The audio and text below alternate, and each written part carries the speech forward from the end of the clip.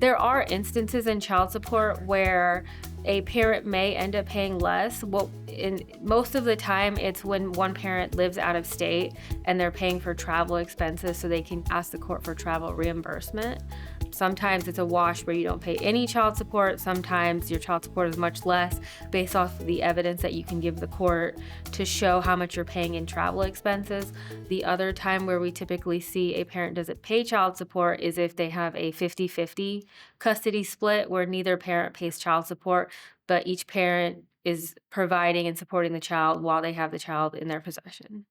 So, custody and child support are typically two different issues. It's not going to impact your possession time or your custody with the children.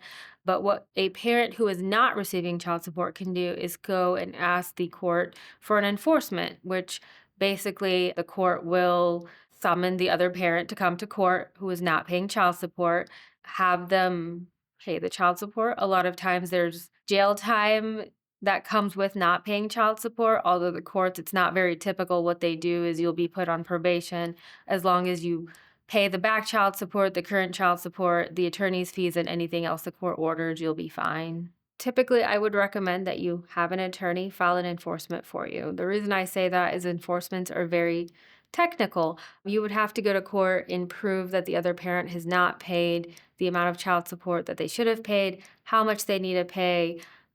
Child support also carries interest. That is all information you're going to need before you go to court for an enforcement on child support. So if you stop paying child support, the other parent can take you to court for an enforcement.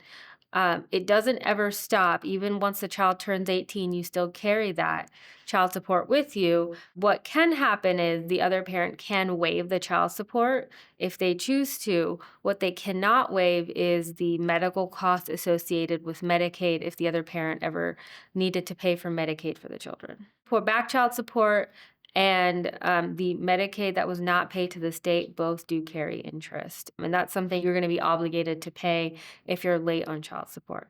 Additionally, child support is not late until it's 30 days late. And so the interest starts accruing 30 days after it's due.